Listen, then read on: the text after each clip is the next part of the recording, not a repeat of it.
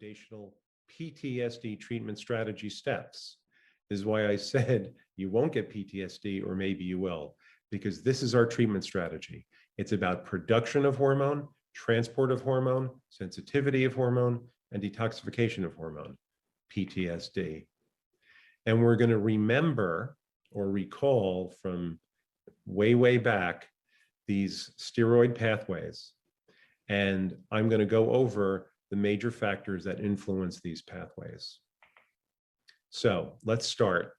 How do interventions within the axis impact other areas? Meaning, how does an intervention on one hormone affect other hormones?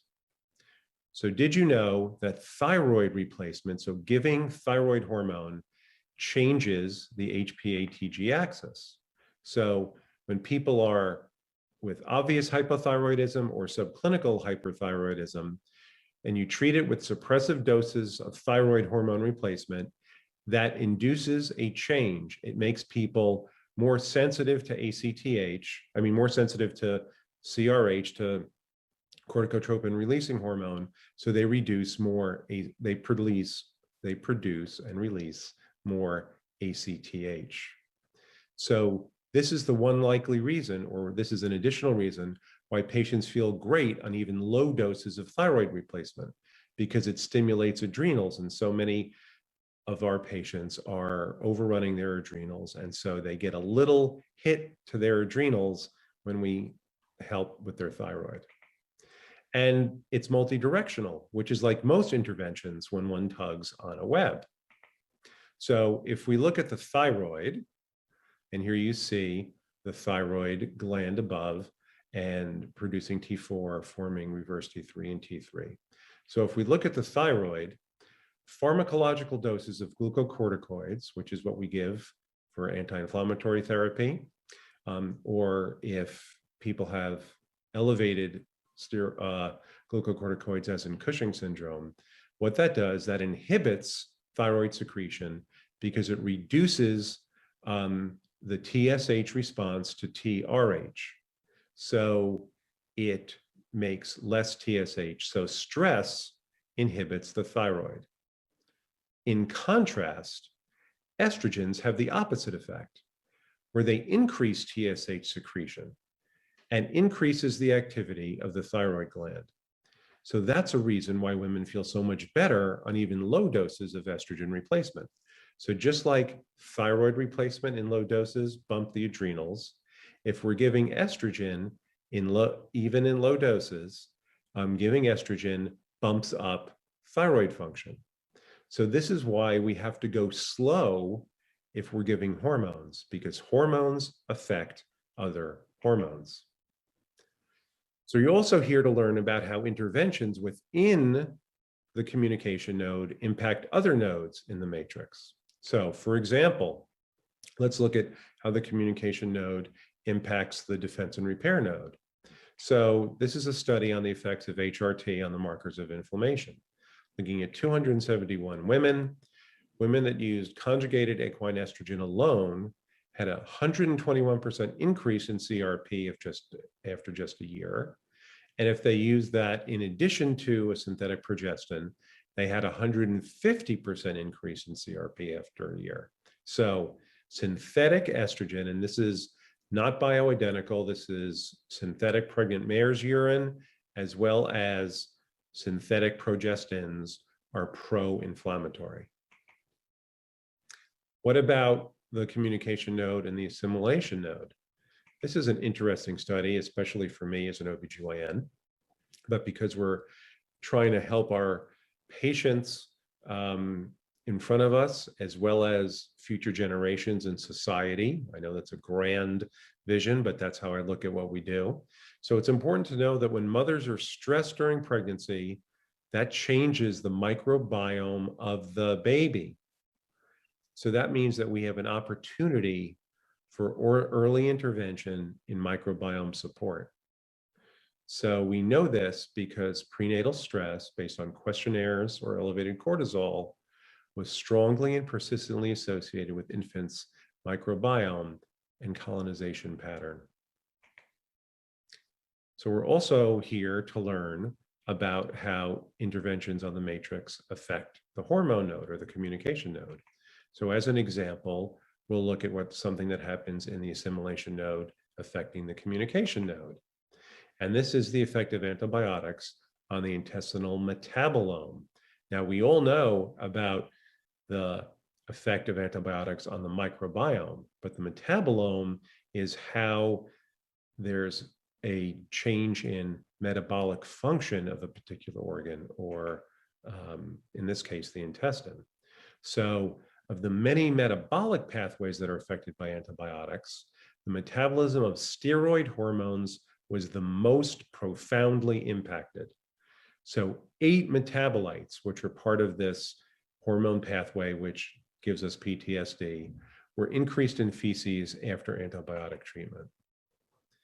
Then we have another way that the gut affects hormones, and this is looking at metabolic endotoxemia. Now, you all learned about metabolic endotoxemia in AFMCP when we talked about leaky gut or increased intestinal permeability, and we talked about endotoxins. And endotoxins, as you know, are, for example, lipopolysaccharides that are from the cell membranes of bacteria. So bacterial endotoxins, they're translocated from the gut lumen because the effect of increased intestinal permeability. So with that increased permeability, those endotoxins are translocated, and that starts an inflammatory cascade. And we know that goes throughout the body. The specific here is, and the new piece of information for many of you, is that that inflammatory cascade from leaky gut actually affects the ovary and reduces progesterone production and contributes to luteal phase deficiency. That's incredibly important to know if you're taking care of patients that are there to see you to optimize fertility.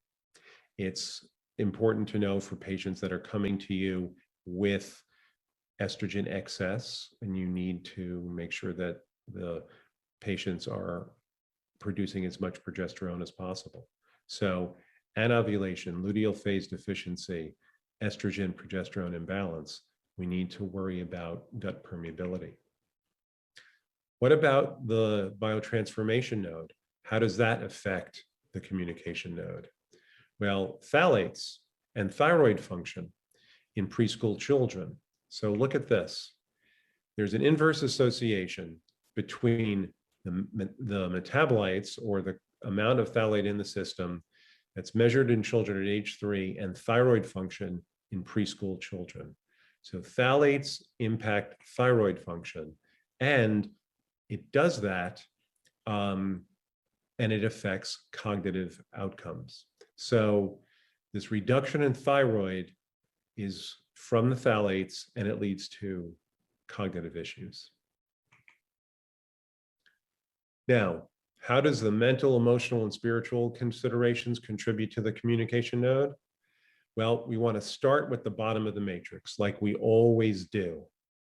This is one of those maxims for functional medicine. We start with the modifiable lifestyle factors at the bottom of the matrix. And how do they now affect the communication node? Well, a recent paper found that there was a positive and significant relationship between menopausal symptoms and social support, and that menopausal symptoms decrease as social support increases. Now, let's talk about how stress impacts the HPA axis. And this is an overall summary slide looking at stimulation that comes from the sex hormone producing parts of the body, or the gonads, the thyroid axis, the adrenals, and the sympathetic nervous system, fight or flight. We add up all of the stressors that are affecting us, and that's called allostatic load. And allostasis refers to our ability to respond to all of those stressors through stress coping mechanisms. And so we're going to show you in my talk at the end of the day in detail what stress does. Now, this is a very important topic currently because we're experiencing a worldwide pandemic. We've got all of these countries, 43 countries that are participating here. It's happening in every one of them. We're also experiencing a mass allergy, if you will, to racism. The country is responding in a very significant way to racism. And we're experiencing a greater understanding of the social determinants of health and a degree of political and societal division, which we've never seen before in modern history. And our patients, my patients, are asking us for guidance. They're asking me, how can they frame their personal experiences, their personal stressors, but they're also asking, how do they frame the societal events in a larger context? And many of us, as functional medicine practitioners, are seeking the exact same thing. So the functional medicine model would thus identify the experience of racism as an antecedent, a trigger, and a mediator. SARS-CoV-2 infection, whether it be acute or chronic, as a trigger or a mediator, and the associated stressors and spiritual issues of this pandemic and our societal upheaval as an antecedent, a trigger, or a mediator. And there is no question that the lived experience of these events are determinants of health. Going back to hormones and the adrenals, because this is what that lived experience of everything we just went through does, is it creates adrenal stress. And that's adrenaline. Our adrenaline is our fight or flight immediate response hormone, right? It's the sympathetic nervous system. It increases our blood pressure, respirations, heart rate, and general level of alertness. And it redirects your blood so you can fight or you can run, so your muscles get blood. And it decreases blood to your core or your non-essential organs. So looking at these responses helps you see the physical problems that happen if adrenaline is increased chronically, increased over the long term. And that leads to anxiety, digestion problems, etc. Now, cortisol is our vigilance hormone, and that helps maintain the emergency response to back up or support the adrenaline.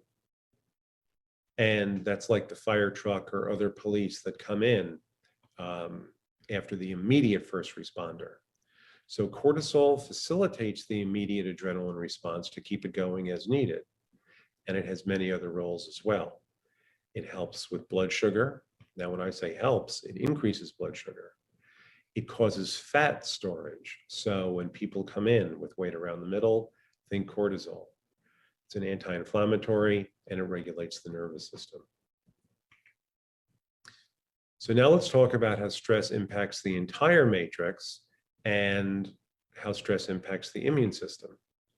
So here we see stress impacting the defense and repair node, and it leads to immune dysfunction, stress-induced immune dysfunction. So it increases susceptibility to infections. It increases the severity, so it's susceptibility and severity. It diminishes the strength of response to vaccines. So when we're talking about SARS-CoV-2 vaccines, and for those of you or those that are interested in being vaccinated, how do we do what's called pre-vaccination optimization? And one of the important things here is to not be stressed, because stress would then decrease the effectiveness of the vaccine. It reactivates herpes, it delays wound healing, and it increases the production of pro-inflammatory cytokines. So stress is pro-inflammatory. So now imagine someone who is taking that synthetic HRT that we talked about, which continues to be widely given. So someone's taking that HRT, that increases their inflammation. Then if they're stressed, which is also very common, that's another reason that their inflammation is increased. So we as functional medicine practitioners, we're always thinking about pattern recognition and looking for patterns. That's a setup, as I just described, for inflammation, which, as you know, breast cancer is now thought of as inflammatory disease. And so these are the ways we're now going to start thinking about things, which are different from the conventional ways to think about things. So like every module, we have a mnemonic, and we wanted ours to be the best. And I already told you what ours is, but I want you to know that the reason it's such a good mnemonic is because when I sampled participants at the last live AFMCP, and many of you were there in Seattle, and I asked them, what do they experience when you study and try to understand the steroid pathways, right? What is it when you see this? And these were the responses. I sweat a lot. I get nervous and anxious just remembering what it was to learn them. I'm afraid of experiencing that ever again. Sometimes these pathways give me nightmares. Every time I hear a loud noise, I think of carbon rings and I get nauseous. What would that be? PTSD. So PTSD is our mnemonic, and that means it's the general strategy for treating hormone dysfunction: production, transport, sensitivity, and detoxification. Just remember that when you have someone in front of you that you believe has a hormonal issue. So, what can we do to affect how hormones are produced? Or what if the way hormones are produced are too much? So we want to look at how hormones are produced, as well as how they may be secreted within the body, how they're transported. Because what if they're transported in a way that the transport molecule is low in concentration? Then there'll be more free hormone. So that's the T, or interaction with other hormones. Sensitivity. How do we change or look at cellular sensitivity to the hormonal signal? For example, progesterone has an effect on estrogen receptors. And detoxification or excretion of the hormone. So before we think about giving a hormone, before we think about replacing a hormone, we ask, what can we do to affect that hormone? Specifically, how can we affect the production, the transport, the sensitivity, or the detoxification or elimination of that hormone? So, production. What are the building blocks, for example, of thyroid hormones and of cortisol? So if we're low on thyroid, we want to make sure that we have the building blocks, or the building blocks of serotonin. Or what affects synthesis? So if a gland is inflamed with autoimmune thyroiditis, it may not be able to make enough thyroid hormone. And that's the reason people with autoimmune thyroiditis have low thyroid function. What about transport? Do the levels of one hormone impact the levels of another? You know, estrogen and progesterone are often in a dance. Does the hormones transport from the gland of origin to target tissue impact its effectiveness? Well, if too much of a hormone is attached to the transport protein, there won't be enough free hormone, and there can be hormone deficiency symptoms. Or the opposite, if there's not enough transport protein, then there will be too many free molecules of hormone and hormone excess symptoms. And therefore, we want to know if we can impact the level of free hormone. And is the hormone transformed itself? So we know that T4 becomes the active form of T3, or a thyroid inhibitor, reverse T3. And can we modulate those pathways?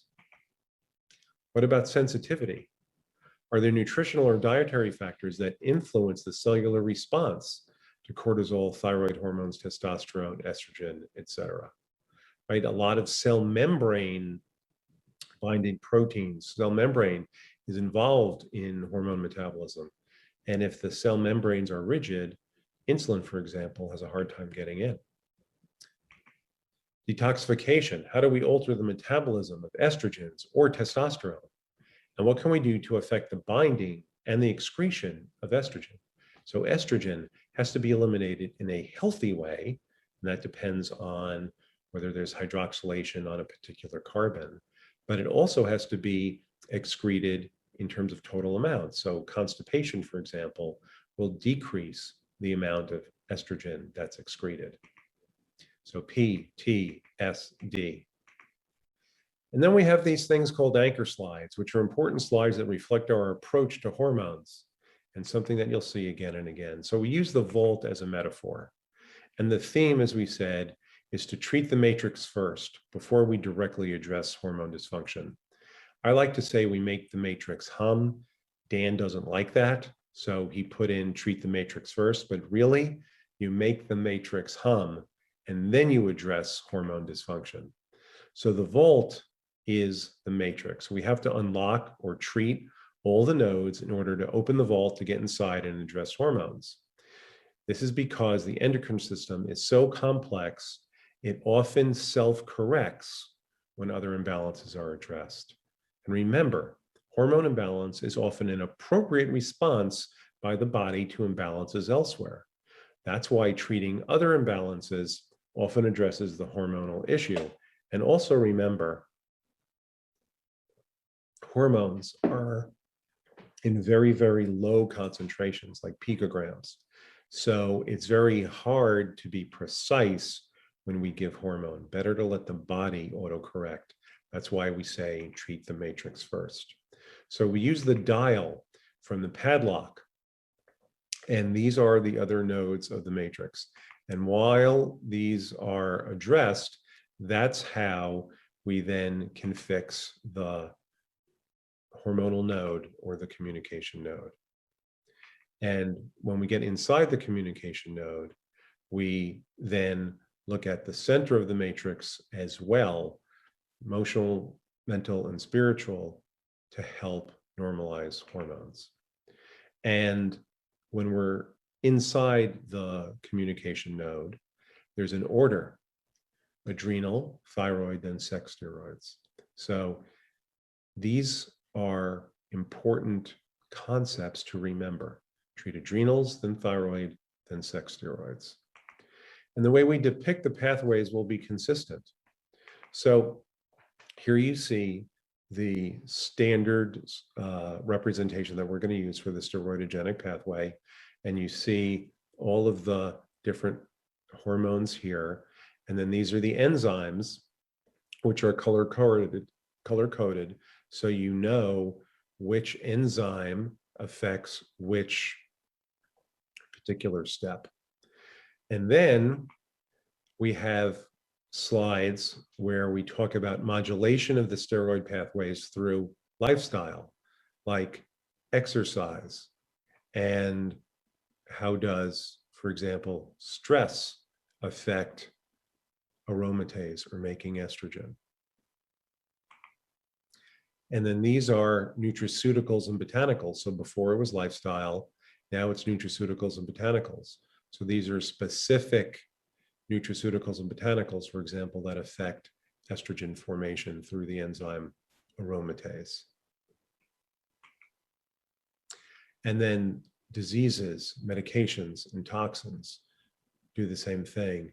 Elevated insulin here, increasing aromatase, leading to more estrogen. So this is a study that I just came across, and I just wanted to share it with you. So how many of you knew that interacting with women actually impairs men's cognition? Men's, but not women's, cognitive performance actually declined following a mixed sex encounter. So use this study however you like, and you can say you learned it here. Now, that was just a chance to chuckle as we get now into the real heavy part here about the steroid pathways. And we say, take a deep breath, because here it comes. And taking a deep breath will increase our cognition and our ability to understand everything. So the big picture here is everything starts with cholesterol. And the enzymes are color-coded, as I said. And for example, here we have aromatase, here we have aromatase. So this is the big picture. And we're going to go through how cholesterol forms the mineralocorticoid aldosterone, how it forms cortisol, and ultimately moves on to form androgens and then estrogens. So this is something to show your patients. I laminate this, and this, believe it or not, this diagram has become my friend. And I use it in the exam room or in the consultation room with my patients when I want to explain, for example, with, let's say, fibroids or endometriosis, I would say, I want to be able to reduce formation of your estrogens. And we do this by ways to inhibit this enzyme aromatase. And this is how it is modulated, right? And so I'll show them this and say, well, this is why I don't want you to drink much. This is why I want to make sure your zinc is normal. This is why I want to reduce your stress. This is why I want to normalize your insulin. This is why I want to reduce your cortisol, because I want to take away every single one of these things that increase aromatase and makes more estrogen. So, big picture again. Shocker, we're talking about stress again. So stress impacts these hormone pathways. And it does this directly because it will directly increase cortisol, because the pituitary increases ACTH in response to stress. So here we have more cortisol. And so the pituitary produces cortisol when we're under stress. The body calls for cortisol. But it also happens indirectly. So stress indirectly increases cortisol by inhibiting an enzyme called 1720 lyase. Oh no, we have to memorize some enzymes. Yes, you do. And where would we find 1720 lyase? Well, it's just, here it is by the color. And so stress inhibits this enzyme. So by inhibiting this enzyme, we're not going to be going this way.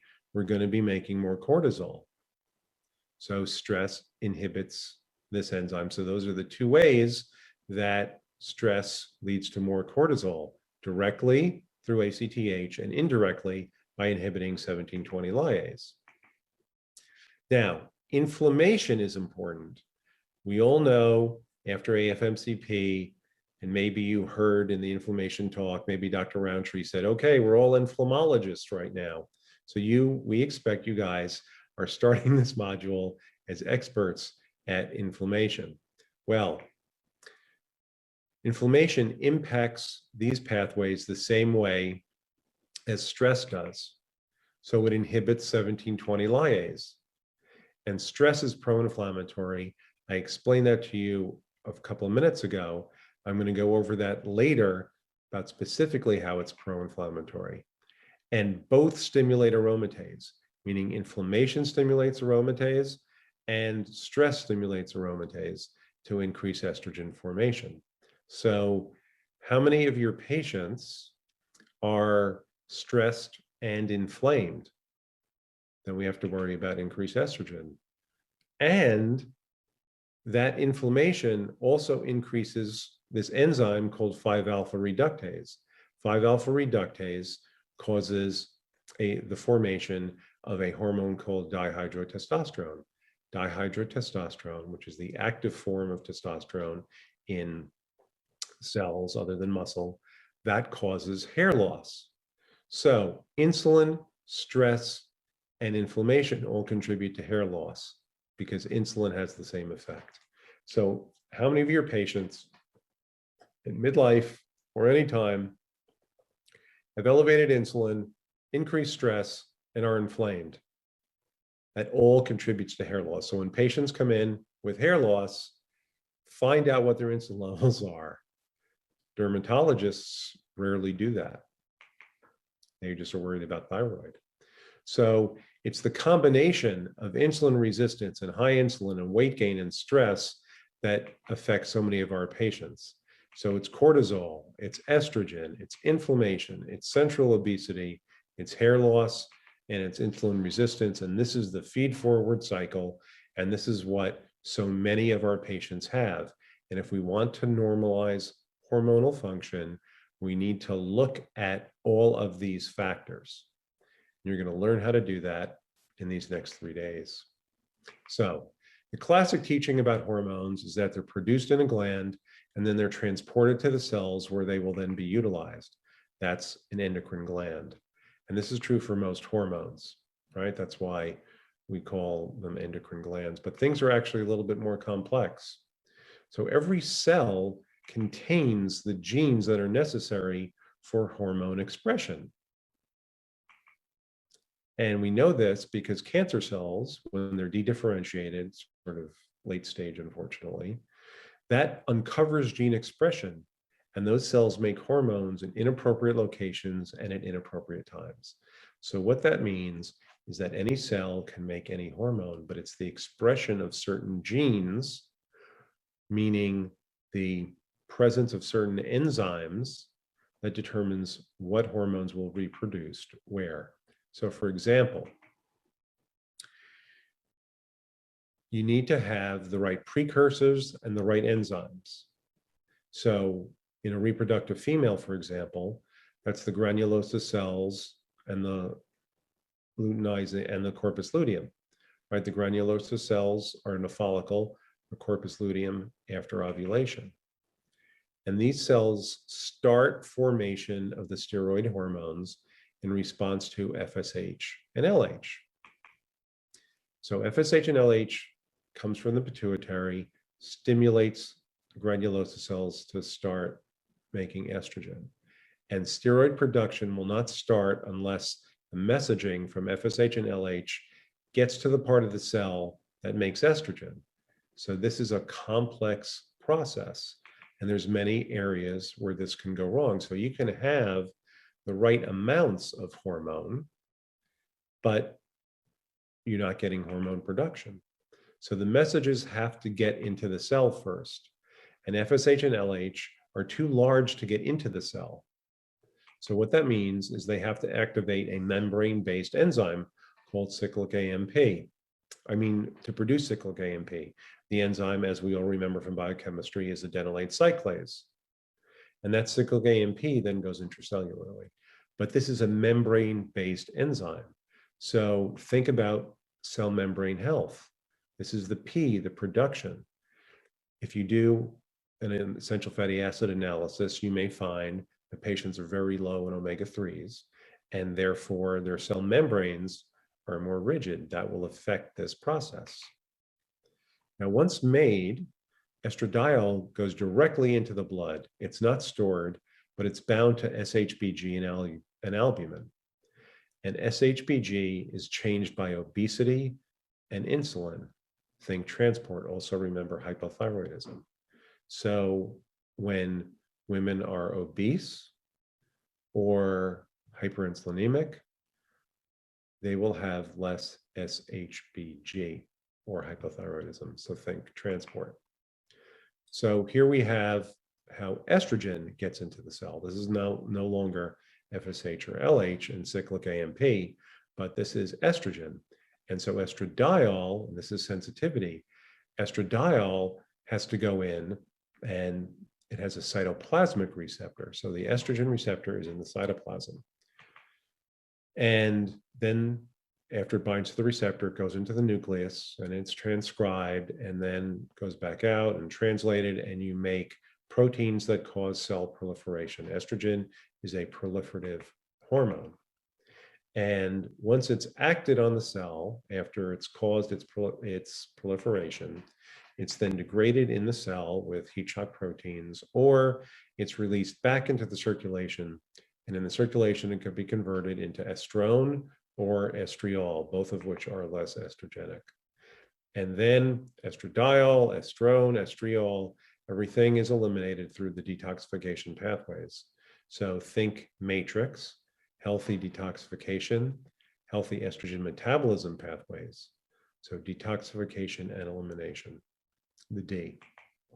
So let's talk about some of the basics of the biochemistry, because that whole sort of steroidogenic pathway that I showed you, what it does is it's different ways to reduce carbons. So cholesterol starts off at 27 carbons. And if you want to make progesterone, you have to get to 21 carbons. If you want testosterone, you got to get to 19 carbons. And if you want to get to estradiol, you have to get to 18 carbons. And so remember, 27, 21, 19, then 18 carbons. So really, that's all this is. It's about reducing carbons. So it all starts from cholesterol. Remember, everything starts from cholesterol. We can't make enough cholesterol. We have to get it from our diet, and that's LDL. So LDL is required for steroid hormone synthesis. Now, think about this for hormone deficiency cases. What about women that come in with extremely low LDLs because they're on statins, or they're undernourished or overathletic? These are connections. This is pattern recognition. So we need LDL. Remember, the carbons are decreased, but they're never added. It's unidirectional. So for an example, the ovaries, right? The ovaries produce all three classes of sex steroids, meaning estrogens, progesterones, and androgens. They differ from the testes in many ways, obviously, but one of the main ways here is there are different enzymes there. Hence, there's different hormonal output. And they differ from the adrenal. So there's no 21 hydroxylase or 11 beta hydroxylase. So you can't make glucocorticoids or mineralocorticoids, right? So let's look at how these enzymes don't exist in the ovary. When they don't exist, you can't make aldosterone or cortisol. Everything gets shunted to make sex hormones. So it's easy to get to pregnenolone. One enzyme called P450-SCC. It's bound to the mitochondria, and that takes cholesterol to make pregnenolone.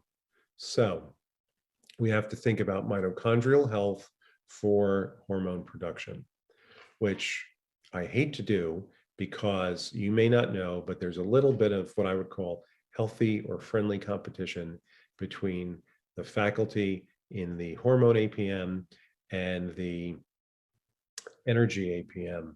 And so it's very hard for me to say out loud that hormonal health is really determined by mitochondria, but you'll hear something that I have to say at the end of this conference about that.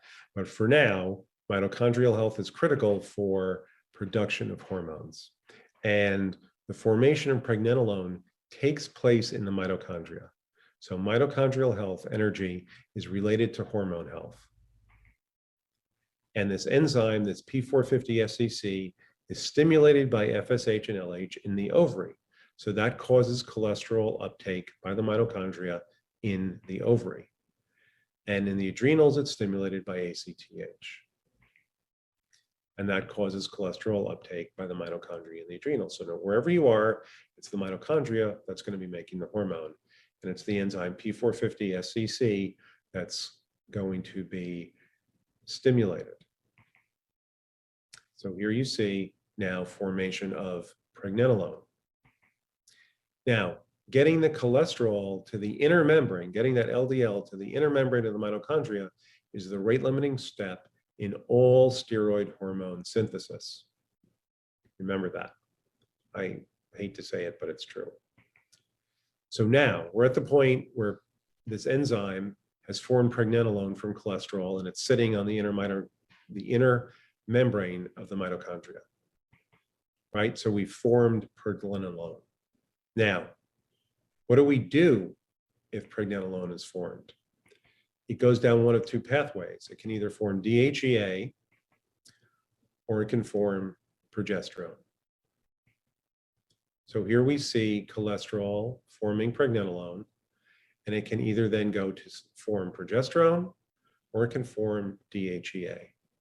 And this is what it looks like diagrammatically. So if it's forming DHEA or progesterone, let's just say we'll start with going over things with forming progesterone. Then it's hydroxylated. It forms something called 17-hydroxyprogesterone, which is the immediate precursor of the androgens and ultimately estrogens. So here you see that 17-hydroxyprogesterone, and ultimately the 17-hydroxyprogesterone will form androgens or estrogens. And androstenedione then forms testosterone, and both can then become estrogens by aromatization. So what does this mean? It means that you have to be concerned about too many androgens being around, because those androgens can become estrogens. Now, the specific names here, androstenedione becomes estrone and testosterone becomes estradiol. Familiar testosterone to familiar estradiol. That's how I remember that. So here you see androstenedione and testosterone. So these are androgens. And then they become estrogens. Remember, testosterone to estradiol, familiar to familiar. But just when you thought you got it, you have to think about 17-hydroxyprogesterone as the precursor to cortisol as well, because it can go in one of two directions. And progesterone is also the precursor to aldosterone. So you've got 17-hydroxyprogesterone forming cortisol, and you've got progesterone forming aldosterone. So if the body needs cortisol or aldosterone, what's going to happen? There'll be less progesterone formed because it's shunted away. And this is called the cortisol steal or the pregnenolone steal. And this is what it looks like. You've got this progesterone, the 17-hydroxyprogesterone, being shunted to make cortisol, so it's not going to make so much of the androgens or the estrogens. So we're going from here to here. Now, remember, the 17-hydroxyprogesterone goes to the cortisol, the progesterone goes to the aldosterone. So here's the progesterone becoming aldosterone. So if the body needs cortisol or aldosterone, what happens? You've got less progesterone because it's shunted away. We call this the cortisol steal or the pregnenolone steal, as I said. Now, it's not a real steal, but this is what happens. You're making more cortisol. When you make more cortisol, you're going to have less progesterone, and that's initially an estrogen dominant state. So when you form an initial estrogen dominant state, you have to be concerned about things like cortisol stimulating aromatase, and that leads to breast cancer, fibroids, and endometriosis. In the long term, the decreased formations of androgens and estrogens, that explains less formation of androgens and estrogens because it's inhibiting the DHEA pathway. That's why you get stress and hot flashes, and stress and decreased libido. And remember, this is cortisol steal as an idea. It's not specifically what happens in the body. We're going to go over that, about what specifically happens. So a literal cortisol steal is two straws going from the same glass, and the one that sucks the hardest gets more of what's in the glass. But that's not exactly what's happening. The biochemistry is a little bit more complex. Cortisol isn't actually stolen literally like that. So what happens with the cortisol steal? This is what happens. Stress causes increased cortisol formation. Stress, inflammation, simple carbohydrates, etc., It inhibits sex hormone production directly and indirectly. So remember, 1720 lyase, and therefore you're making more cortisol. Then you make that because of the inhibition. And if pregnenolone takes the other route, so now we're not talking about the cortisol scale, it makes DHEA, which then becomes androstenedione,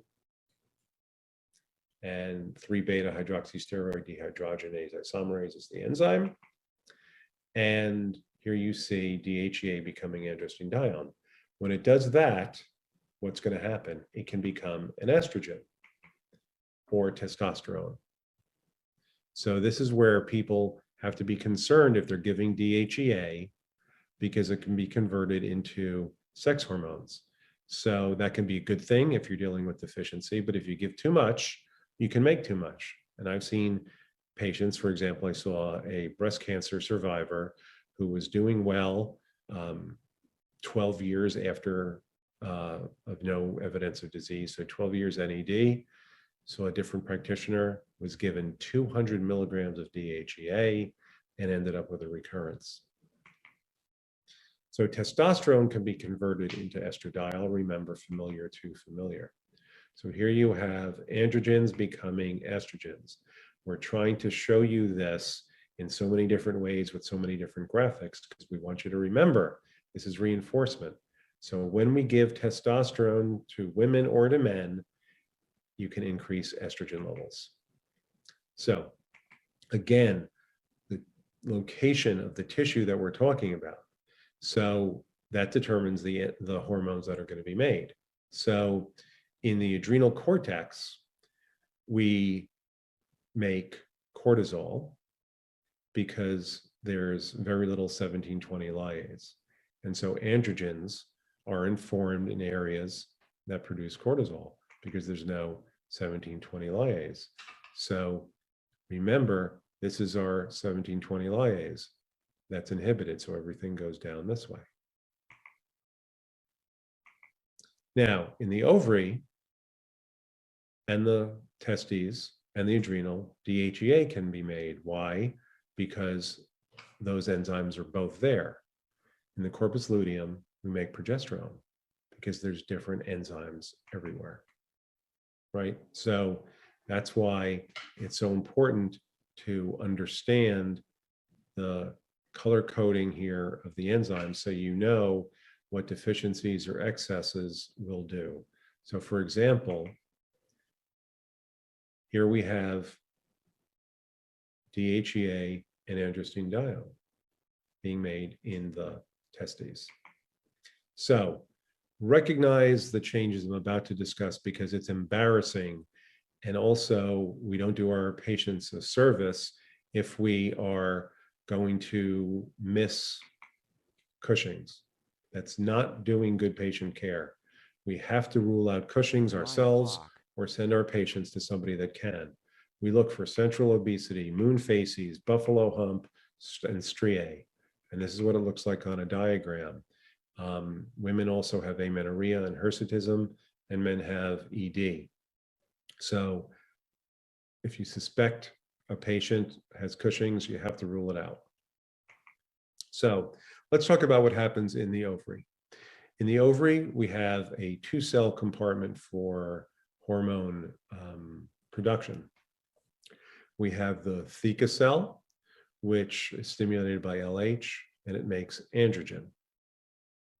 And here you see cyclic AMP, cholesterol, and remember, the cyclic AMP is so important because LH can't get in. So LH sits on the membrane, stimulates formation of cyclic AMP, which happens through the enzyme adenylate cyclase. So the adenylate cyclase stimulates formation of cyclic AMP, which then works on turning cholesterol into androstenedione. That androstenedione and testosterone both then cross into the granulosa cell of the ovary, and that androstenedione and testosterone, that's aromatized by the enzyme aromatase, which means they just take away one carbon. Remember, These androgens are 19 carbons, the estrogens are 18 carbons. So the enzyme aromatase takes one carbon off and you end up with estrogen. So once again, androgen leads to estrogen through the aromatase enzyme or aromatization. And this is what it looks like. So after ovulation, progesterone is made because of LH. Now, once estrogen and testosterone are made, the majority attaches to SHBG. And SHBG is increased in pregnancy, hyperthyroidism, or taking on excess estrogen because it's a protein. So that makes the liver make more. So that's where it's increased, and it's decreased in obesity with androgens, with insulin, with IGF-1, with corticoids, with progestins, and with hypothyroidism. So all of these things increase breast cancer risk.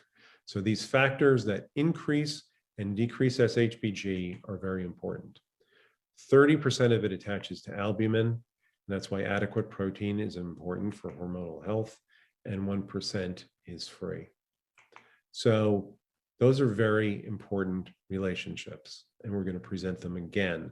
This is transport for T. SHBG, decreased by body weight. So the weight gain we see at middle age is a problem for hormonal health because it leads to more free estrogen.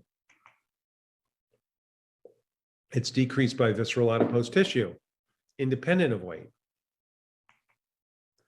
And it's decreased by insulin resistance and hyperinsulinemia. So much so that SHBG is considered a marker for insulin resistance. So high SHBG is a marker for insulin resistance. I mean, low SHBG is a marker for insulin resistance, and low SHBG is a predictor for development of type 2 diabetes. So again, T in transport. Estriol is a peripheral metabolite. It's not made by the ovary. It's made by the placenta, but it's not made by the ovary. So it's formed by a type of detoxification whereby a less active form of a hormone is formed peripherally. So here you can see that estriol is not made by the ovary. It's formed. Now, the other things to look at here are methylation, which is important for the excretion of estrogen, and you'll hear more about that later.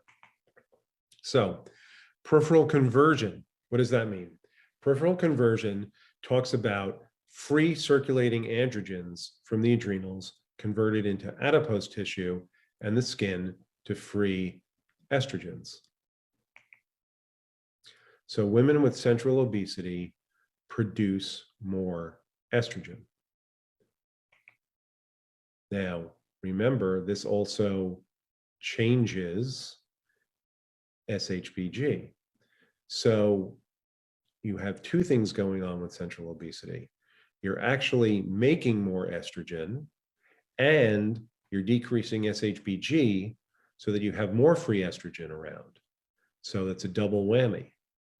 So women with central obesity produce more estrogen, and that estrogen that they produce is free. And there's so much of that estrogen around that it actually can cause vaginal bleeding in menopausal women. So you do the workup and you don't find any endometrial hyperplasia or endometrial cancer or a polyp. And most gynecologists say, oh, don't worry about it. Well, you know what? It could be from too much visceral adipose tissue. And because this happens in the skin, estrogen depletion can be noticed in the skin by some women. Now in men, this happens as well. So all the circulating estrogen comes from peripheral conversion of androgens. And in women, the adrenal is the major source of androgens, in particular, androstenedione. Okay, so now we're going to go to a poll.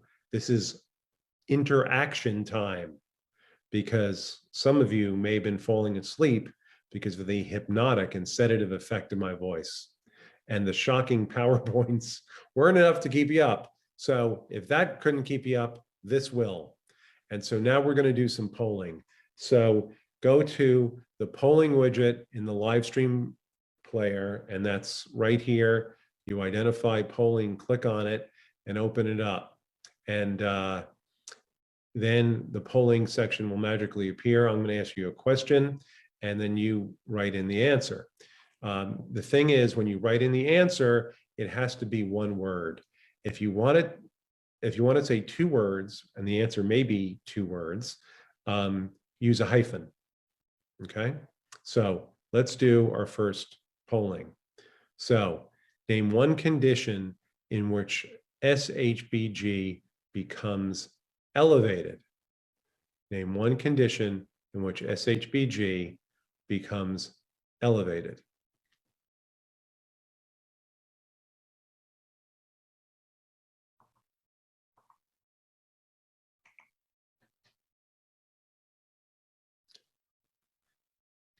Okay.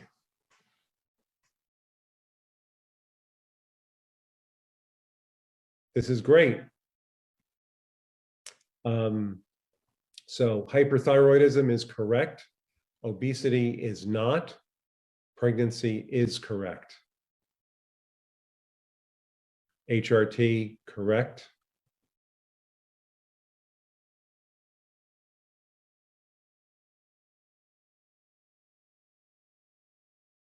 Okay, so obesity, not correct. The others are correct. Great. And whoever wrote vegetarian diet, I got to give you credit, because that will increase SHBG. And that's one of the therapies we use for people that have low SHBG and too much free estrogen around. Now, let's talk about a condition where SHBG is decreased. So where is SHBG decreased? So hyperthyroidism, that's not right. Hypothyroidism.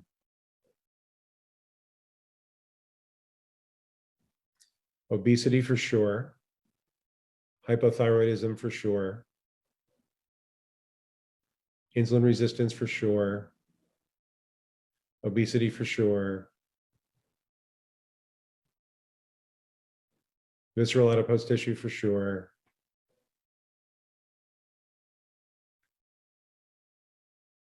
So good, you guys are getting it. Yep, that's great. Okay, well done, team. Now, back to the exciting didactic here, talking about something that's rare but important to understand when we're looking at these steroid pathways. And this is something called congenital adrenal hyperplasia. Now, what's interesting is, I'll just share an anecdote that I had a participant in one of our APMs about 4 or 5 years ago come into my office with his daughter who had this and wanted to talk about, what to do. And really, it was the explanation here that made him understand what was going on. So there's an inherited enzyme defect of 21-hydroxylase. So you therefore don't make glucocorticoids. And that means your ACTH goes really, really high because of feedback, because you want to make more cortisol, because you can't do it because you don't have 21-hydroxylase. So ACTH goes way, way, way up. So what we see here is the 21-hydroxylase enzyme. So here you see it's color coded. It's got the X's. So you don't have this, and you're not going to make this. You're also not going to make this, but you're not going to make this. Now, we all think frequently of cortisol as a bad guy, but you need to have some, right? So congenital adrenal hyperplasia is when you have the 21-hydroxylase deficiency. You therefore don't make glucocorticoids, Therefore, you have that high ACTH, as I said, that happens after 17-hydroxyprogesterone. So you have a ton of 17-hydroxyprogesterone. You also have a lot of progesterone. And since it can't go down a pathway to cortisol, it gets converted to androstenedione and patients become virilized. So what happens is you don't have those enzymes. So you've got too much 17-hydroxy, and that becomes androgens. So patients become virilized and they're not making any cortisol. So progesterone, well, let's go back to this. So what you need to do is give, and that decreases the ACTH stimulation. And so you're normalizing levels here, and you are then decreasing the stress on the system to make more androgens. So let's talk about progesterone, which, except in pregnancy, there's no peripheral conversion of steroids to make progesterone. It comes from the ovary, nothing from the adrenal, and it's excreted in urine as many different breakdown products. And blood levels of progesterone will be much higher in CAH, up to 50 times normal, because of that 21-hydroxylase deficiency. So you've got all of this progesterone now. So now let's talk about androgens in premenopausal women. So the major androgens come from the ovary. DHEA, 25%, androstenedione is 50%, testosterone is 25%. So what's the major androgen from the ovary? Androstenedione. The adrenals produce glucocorticoids, mineralocorticoids, and sex steroids, and they produce some testosterone, but half of DHEA and androstenedione. Said another way, peripheral conversions responsible for DHEA and testosterone. So this is looking at androgens in premenopausal women through the different compartments where they're synthesized, right? They're made in the ovary, they're made in the adrenal, and they're made in peripheral conversion. Said another way, DHEA comes from the ovary, adrenal, and peripheral this way, and androstenedione comes this way in this percentages, and testosterone in these percentages. And this is because all of these different tissues have the enzymes to make these different hormones, just in different concentrations. And premenopausal women lose more than estrogen after their ovaries are removed. As you can see, they'll lose DHEA, androstenedione, and testosterone. Yet classic teaching is just replace estrogen. Now, testosterone, it's carried by SHBG, just like I said estrogen was. So all those factors about what changes SHBG is important for testosterone as well as estrogen. Now, interestingly enough, testosterone decreases SHBG. So when you give testosterone, you get more free testosterone.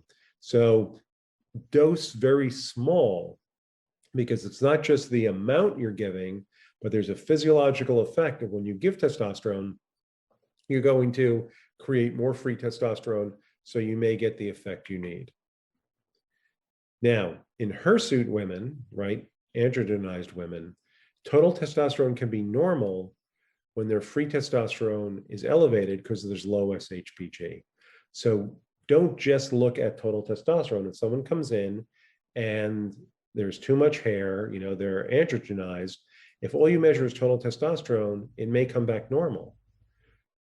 It may be that they have low SHBG due to hypothyroidism or obesity, for example, or elevated insulin. So this is a very important clinical point here when you're evaluating women that are hirsute or that have hair loss. Remember, we went through all of the mechanisms for hair loss with inflammation, et cetera. And remember what we said about dihydrotestosterone. And free and total are really never normal in a hirsute woman. So With testosterone, and we're thinking about transport, just remember free testosterone plus what's bound to albumin plus what's bound to SHBG gives you total testosterone. But what's bioavailable? Bioavailable is free plus what's bound to albumin minus what's bound to SHBG. Now, why is what's bound to albumin, doesn't that go, why is there not a minus sign there? Why? Because it dissociates very easily. So that's why it's considered bioavailable. So the free plus the bound to albumin, because it dissociates, so what's bound to albumin is mostly free. So it's free minus what's bound to the free here is what's bioavailable. Now, dihydrotestosterone, you've heard me discuss this, right? DHT comes from testosterone. The enzyme is 5-alpha reductase. Insulin, stress, inflammation stimulate DHT formation. You're going to hear more about this in our talk tomorrow with Dr. Holthaus. And the active form of testosterone is DHT in all tissues except for muscle. So DHT is very potent. It's synthesized by an irreversible pathway, and it causes hair loss. The enzyme is 5-alpha reductase. So if we want to lower DHT, and we want to do this in our patients that have hair loss, we happen to have a handout for you. This is in your IFM toolkit. These are ways to work on reducing DHT through action on 5-alpha reductase. And we do this through foods, we do this through herbs, and we do this to nutrients and phytonutrients. And we even have a prescription for what you can use to give to your patients. So that was testosterone, that was dihydrotestosterone. What about DHEA? So some important facts about DHEA is its secretion naturally and normally diminishes starting at age 30. But there's no feedback loop. And so in women, by the time they reach menopause, it's decreased by 60% on average. And in men, adrenal DHEA contributes only 40% to total androgens. So it's less important to total androgens because testosterone continues to be produced. But there's no feedback loop. So if you have low DHEA, it'll always remain low unless we support the adrenals or replace DHEA. That's very important. We have to either support the adrenals or actually replace DHEA. And we're going to learn about supporting the adrenals with Dr. Trindade. And it actually can help atrophic vaginitis without increasing estrogen levels. Why? Because DHEA becomes estrogen. So it's more than just an androgen precursor. Look at all the places where there are DHEA receptors. So in the vagina, DHEA actually stimulates vaginal rejuvenation, and it does this because of DHEA receptors. And also in the heart, also in the brain, affecting cognition, in the bone, affecting osteoporosis, etc. So DHEA is more than just an androgen receptor. These are the important places, brain, bone, and vagina, where there are actually DHEA receptors. So getting back to estrogen and progesterone, estrogen increases the production of more estrogen receptors, as well as progesterone and androgen receptors. So remember, within the HPA axis, affecting within the HPA axis. So estrogen increases estrogen receptors, as well as progesterone and androgen receptors. So progesterone blocks synthesis of estrogen receptors. So estrogen makes more estrogen receptors, more progesterone receptors, more androgen receptors, but progesterone blocks synthesis of estrogen receptors. That's why progesterone is protective to the endometrium when added to HRT, or we say that estrogen and progesterone, or that progesterone is antagonistic to estrogen. So think transport, interaction with other hormones. Now, there are two main estrogen receptors. There's estrogen receptor alpha and estrogen receptor beta, and they do different things. In fact, this is such an important difference that ER beta agonists or ER beta stimulants are thought of therapeutically. And they're important both pharmacologically and naturally. Now, in general, alpha is stimulatory. I think of alpha as the accelerator, and ER beta as the brake because it's anti-proliferative. And they're present in different areas of the body, right? ER beta is in the brain and cardiovascular system. And the granulosa cells of the ovary are mostly ER beta. And breast has both ER alpha and beta, but it's primarily ER alpha. And the uterus is ER alpha. So something that stimulates ER alpha is going to be proliferative in the breast and the uterus. The colon only has ER beta. That's why I remember there was a 30% reduction in colon cancer in the WHI for women that got estrogen because ER beta was stimulated.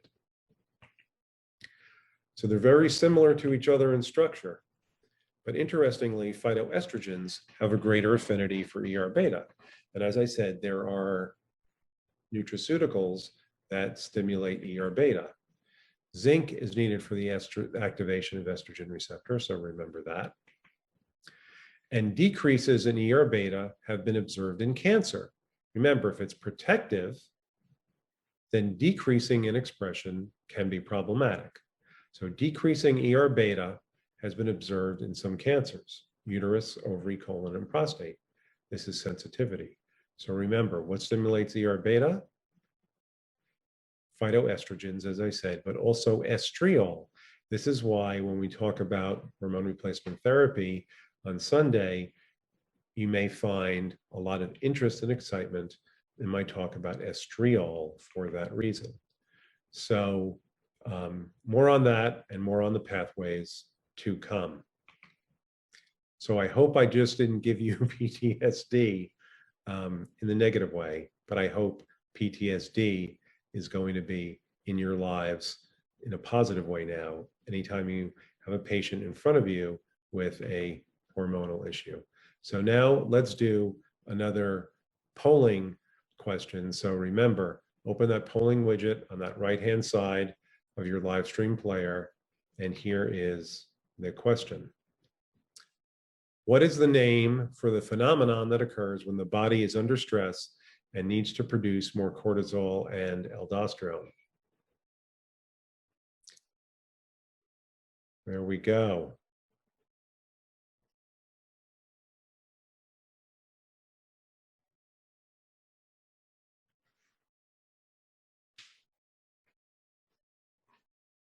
So it's really the cortisol steal. Allostasis is what the body does to stay normal.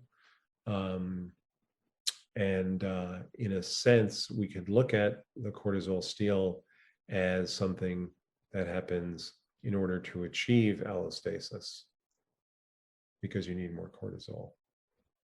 Fight or flight is just the sympathetic nervous system. It has nothing to do with cortisol. Cortisol comes in afterwards with that fight or flight. Okay. Now, our next question. Name one possible symptom of this phenomenon. So what's a symptom?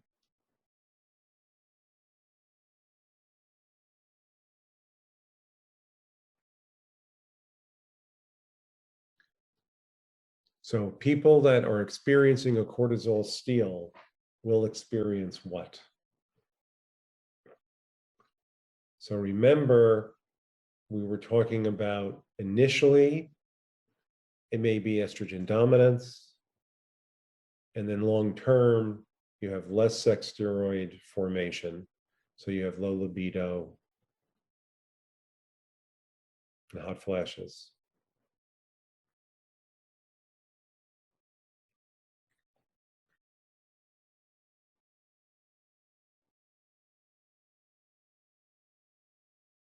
Exactly.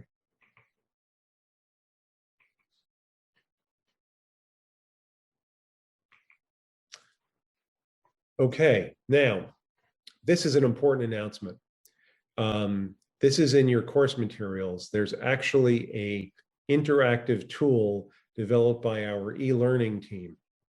So you can look at the modulators of a particular enzyme and explore the pathway. Play with this, please.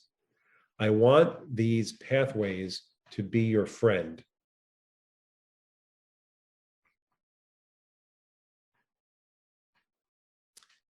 Now, I'm not done yet. I want to talk about leptin.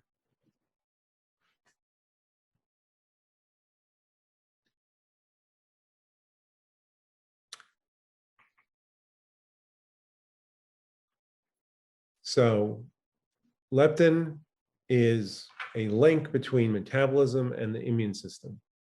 So the adipokine leptin contributes to inflammation in obesity, and it increases the risk for type 2 diabetes, metabolic syndrome, heart disease, autoimmunity, and allergic diseases. So we're not a big fan of too much leptin. Leptin correlates with fat stores and responds to changes in caloric balance. We thought that leptin was a primary anti-obesity hormone where it would decrease appetite. But why doesn't leptin decrease appetite like it's supposed to? Because of this phenomenon called leptin resistance. And there's a molecular mechanism I want you to understand here, and in its role of obesity. So obese individuals have elevated leptin because they have leptin resistance, not leptin deficiency. So they're not obese because they're leptin deficient and they don't have the anti-satiety hormone. They are obese and have leptin resistance. So obesity causes leptin resistance, which perpetuates obesity and hyperphagia. How does it do this? Molecular mechanisms of leptin resistance and obesity are important to understand. So it starts with endoplasmic reticulum stress in the hypothalamus, where there's also hypothalamic inflammation and defective autophagy. So all of these things happen in the hypothalamus. They're due to overnutrition, and they're bidirectional, and that leads to leptin resistance. So you eat too much, you become leptin resistant. And when you're leptin resistant and add the calories, you become obese. So I measure leptin frequently, actually on almost every patient, because believe it or not, leptin itself is associated with breast cancer for probably a lot of these same reasons. So if we look at what causes the leptin resistance, we see something called SOCS3, PTP1B, and immune kappa kinase beta, and NF-kappa B. So let's look at endoplasmic reticulum stress. And that happens to be associated with a phosphatase called PT1B. And it's anchored to the endoplasmic reticulum membrane. And it's increased in leptin resistance. And this endoplasmic reticulum stress causes impairment in leptin signaling. That's reversed by PT1B inhibitors. So we want to inhibit PT1B. Why do we care? Because we always want to think about ways that we can reduce leptin resistance. And so isn't it great when we find that there are natural products that are PTP1B inhibitors? Our good friend curcumin, which we're giving to people anyway, because we want to reduce inflammation. So curcumin, berberine, which also reduces blood sugar. Hypothalamic inflammation.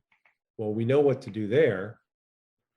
We want to eliminate hypothalamic inflammation, and we can do that with simple like omega-3s. So remember what I talked about, how other nodes of the matrix impact the communication node. And here we're talking about detoxification and communication. Bisphenol A weakens the body's fullness cues. So here we see that maternal exposure to BPA increase the offspring's risk for obesity, and it does that because of leptin resistance. So all of that circulation, all of that stuff doesn't happen. So pregnant and lactating mice exposed to BPA or DES, and they are resistant to weight loss because they're resistant to leptin-induced appetite suppression.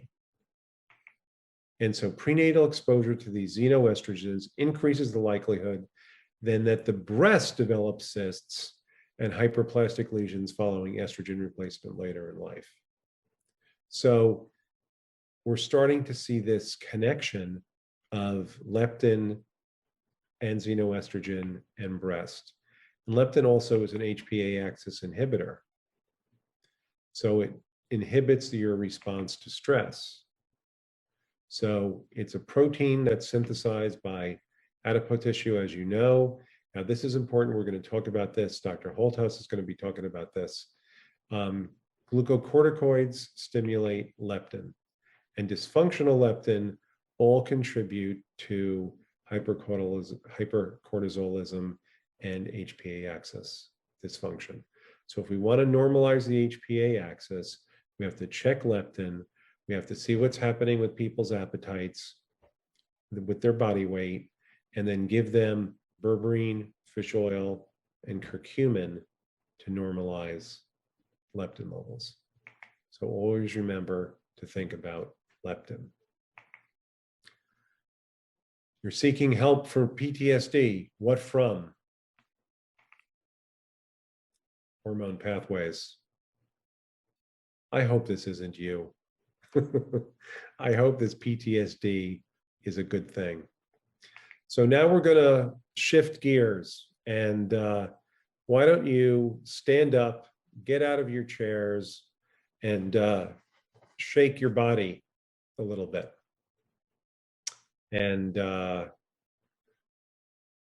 would do that if I could, but just get up, move around, shake, blah, blah, blah, make noise, just get out of the chair because we're shifting now. And we're shifting into the experiential part of this morning.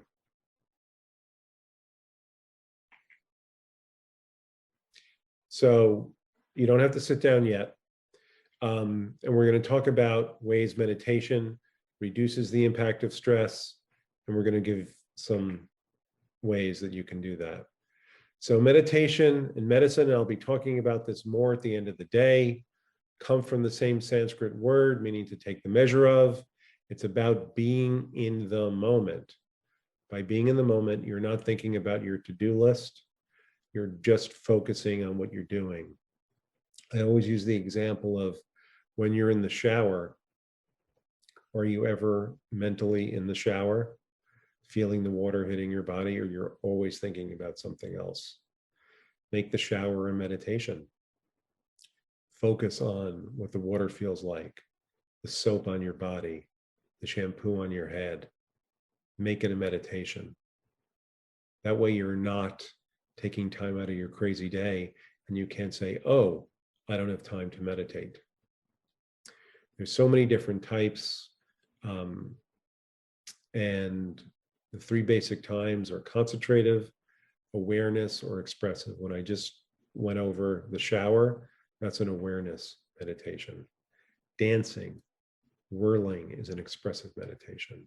So now let's sit down and let's do our meditation.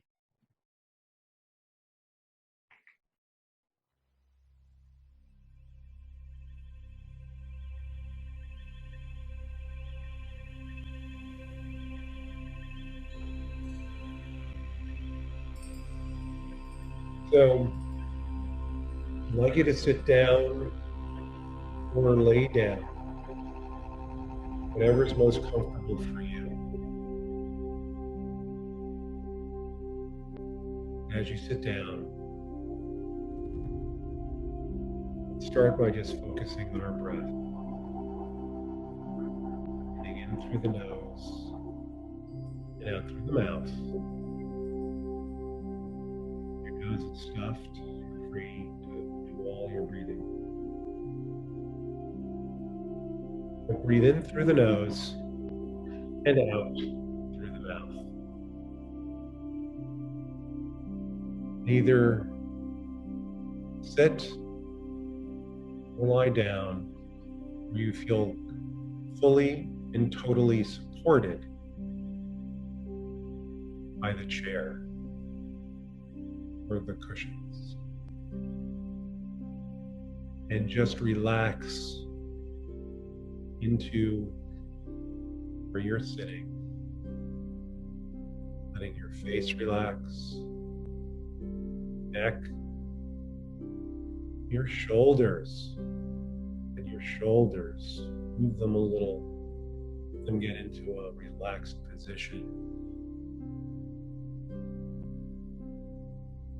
Your back feel supported, buttocks, top of your legs, relaxing, knees, hands, feet, wiggle your toes, relax. Your body is feeling a little relaxed as you're breathing in through the nose.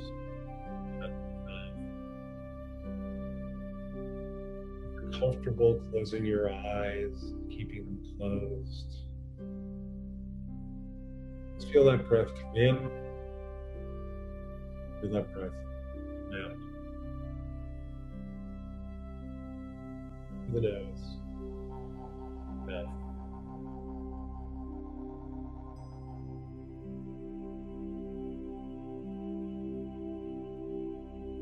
By breathing this way, this automatically shifts us into a relaxed state. And in this relaxed state, we're often given insight or wisdom. So I'd like you, in whatever way feels right, to connect with wherever you get your wisdom. Somewhere in your body, your heart, somewhere in your mind, your higher self, whatever that may be. Or is it from somewhere out of your body? God, a guide, nature.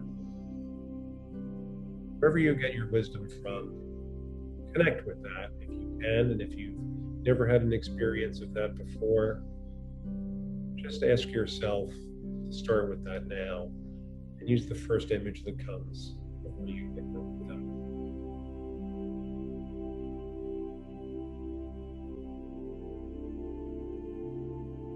When you're connected with that place of wisdom, you may actually feel your spine straightening, your posture getting better, your shoulders going back. As you connect with that special part of you. And now in this moment, with that connection, I'd like you to imagine, whether it be visual, or any other way, what your authentic self would look like, because we're so often forced to play roles or say things and do things that aren't reflective of who we really are. I'd like you to connect with who you really are.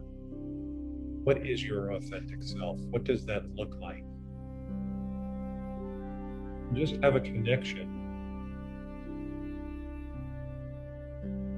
Self. Get to know it. Make friends with your authentic self.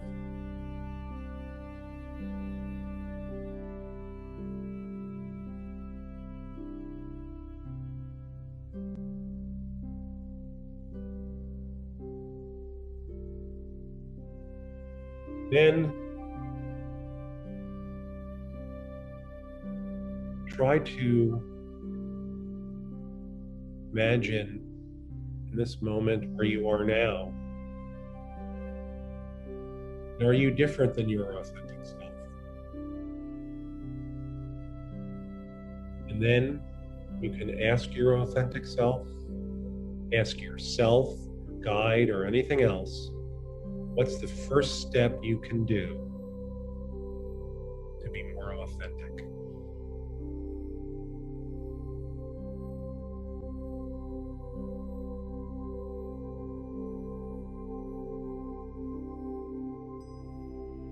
And that answer can come in the form of an image.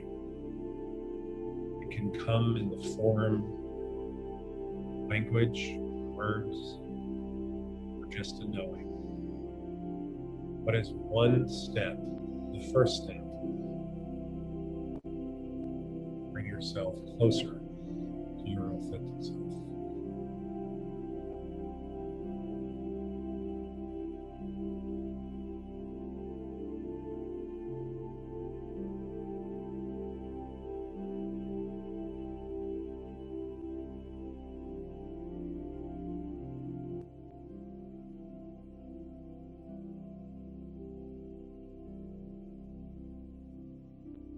And when you figured that out, open your eyes and you can choose to remember it or write it down.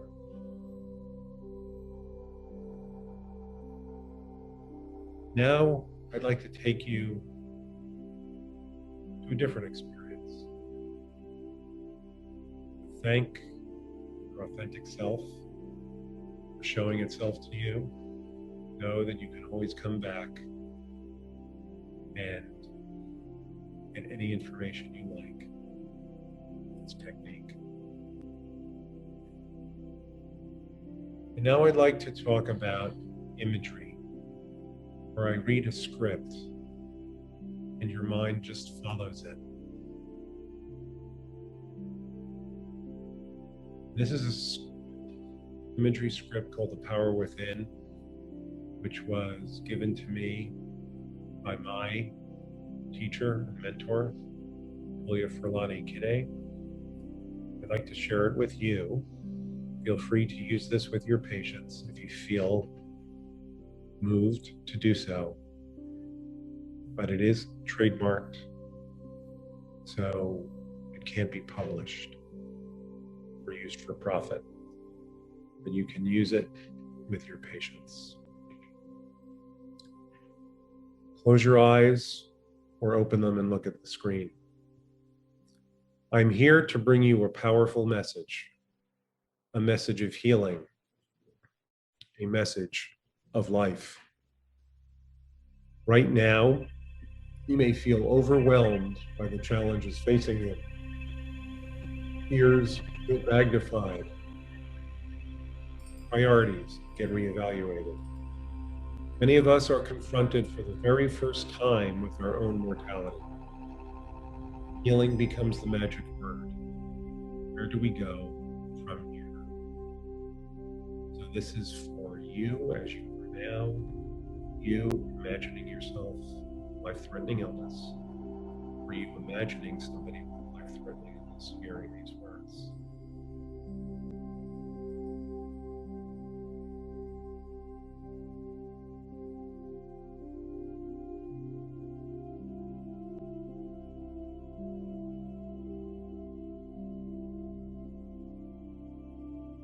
There is a place within you that disease cannot touch, a place where you are whole and radiant with health.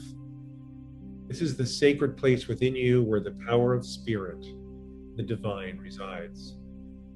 This power can transform your life. Attune yourself to it by quieting your mind. Become receptive to its guidance by letting it speak through your intuition.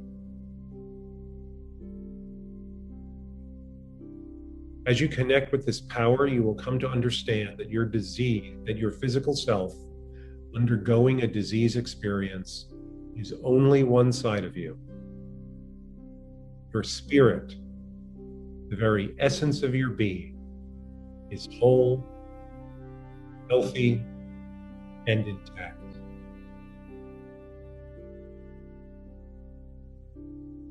It is this power in you that will give you strength to overcome your difficulties one step at a time, to let go of preconceived ideas about your health.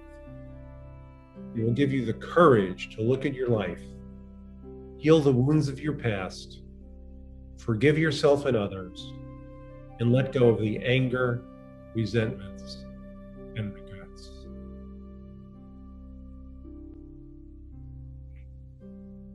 It is this power in you that will help you accept yourself totally as you are, your wonderful, creative self, expressed through the gifts you bring to the world and the limitations of your humanness.